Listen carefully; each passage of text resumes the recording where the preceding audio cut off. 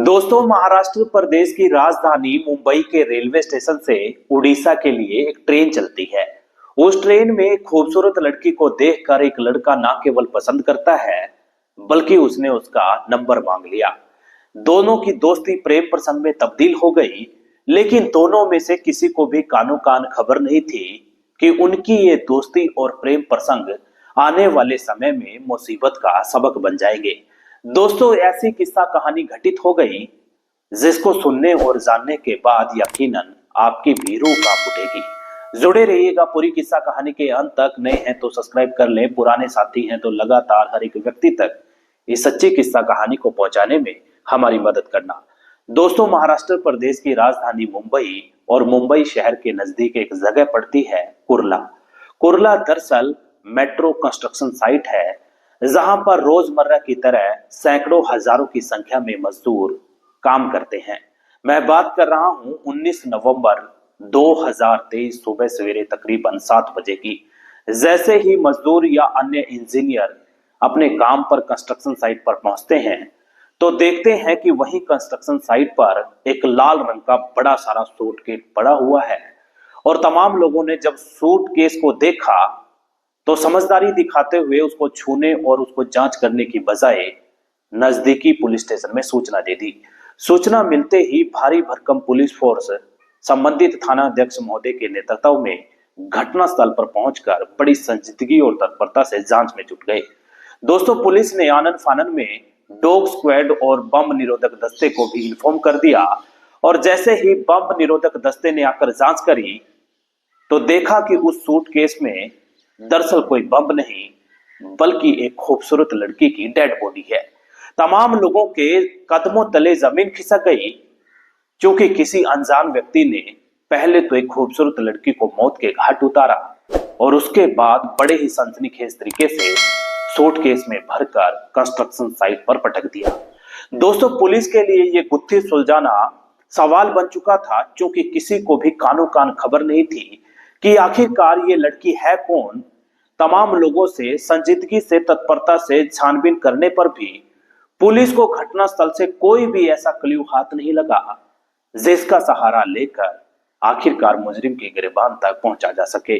बहरहाल दोस्तों, औपचारिकताओं को पूरा करने के बाद पुलिस ने डेड बॉडी को कस्टडी में लेकर फोरेंसिक टीम के हवाले कर दिया।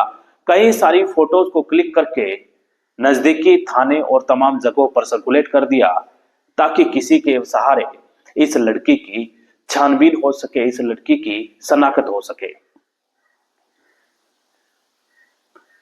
दोस्तों, जैसे ही वो फोटो जगह जगह थानों में सर्कुलेट किया गया, तो आखिरकार एक महिला रोते बिलखते थाने में पहुंचती है। वो महिला कहती है कि साहब जी, इस लड़की को मैं जानती हूं, ये हमारी रिश्तेदार है, कल ही तो ये मेरे साथ टहल रही थी।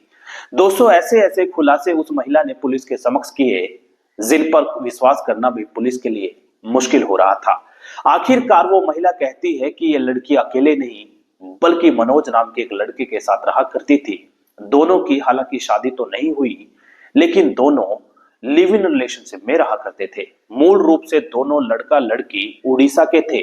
काफी लंबे अरसे से यानी 2020 से ही यहीं पर कुर्ला इलाके में नौकरी किया करते थे।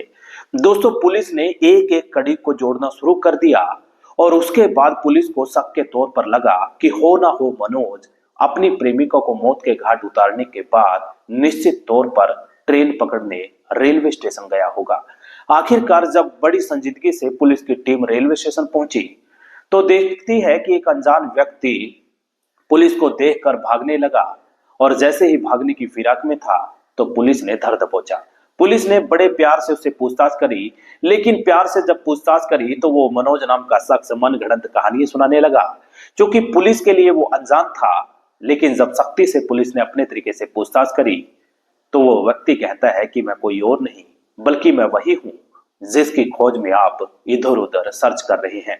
वो कहता है, मैं ही मनोज हूं, मैंने ही उस लड़की को मौत के घाट उतारा है।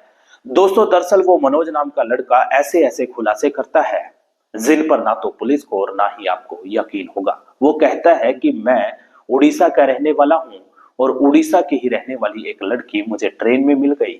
हमारी पहले दोस्ती हुई, देखते ही देखते वो दोस्ती प्रेम प्रसंग में तब्दील हो गई और दोस्तों जब ये दोस्ती शुरुआत हुई उस दौर में कोरोना काल था, यानी कि काफी लंबे अरसे तक मनोज और उसकी प्रेमिका निधि दोनों अपने घर पर रहते हैं। लेकिन निधि दरअसल कुछ समय बाद वापस मुंबई आकर काम में जुट गई, लेकिन मनोज अपने घर पर रहा। वो महिला यानी लड़की कहती है कि यदि तुम बुरा ना मानो तो मेरे पास आ जाओ, यहीं पर मेरे पास रहकर काम कर लेना। बस फिर क्या था, जब मनोज को उसने ये सब बोला तो मनोज मुंबई आकर उसके साथ रहने लगा, वो भी लिव इन में। लेकिन जानकारी मुताबिक एक दिन वही प्रेमिका बोलती है कि मनोज, तुम मेरे पति समान हो, लेकिन अब तुम्हें चाहिए कि मेरे सारे खर्चे उठाओ। बस खर्चे उठाने की जब बात आई तो दोनों के बीच में किसी बात को लेकर लड़ाई झगड़ा हो गया।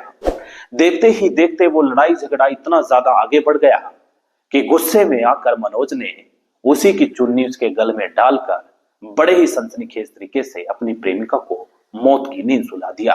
बात यहीं पर खत्म नहीं होती, बल्कि उसके बाद मनोज ने बड़े ही शातिराना अंदाज में बेरहमी से एक बड़े सारे सूटकेस में उसको डालकर उसको कहीं ठिकाने लगाने के इरादे से बकायदा एक ऑटो में ले जाकर कंस्ट्रक्शन साइट पर पटक दिया।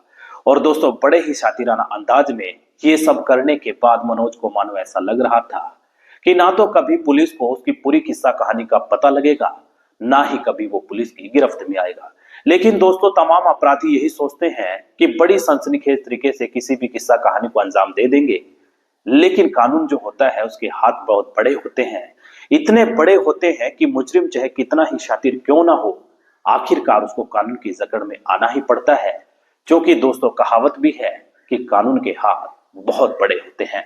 इस पूरी किस्सा कहानी में हालांकि नामजद मुकदमा दर्ज करने के बाद तफ्तीश पूरी हो चुकी थी। पूरी सबूतों और गवाहों को मद्देनजर रखते हुए संबंधित अदालत में पेश कर दिया गया था।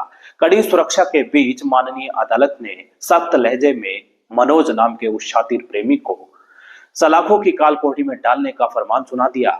यानी कि बची खुची जिंदगी मनोज को सलाखों की काल कोठरी में बैठकर गुजारनी पड़ेगी। उन्हीं सलाखों की काल कोठरी में बैठकर मनोज नाम के उस प्रेमी को अपने किए कारनामों का पछतावा करना होगा। लेकिन दोस्तों ये किस्सा कहानी जगह जगह वायरल हो रही है, जगह जगह लोग तरह तरह की बातें कर रहे हैं। आपको क्या कुछ लगा, अपनी राय कमेंट बॉक्स में जरूर दे देना। मुझे देना इजाजत, फिर हाजिर होऊंगा एक और नई सही सच्ची किस्सा कहानी के साथ।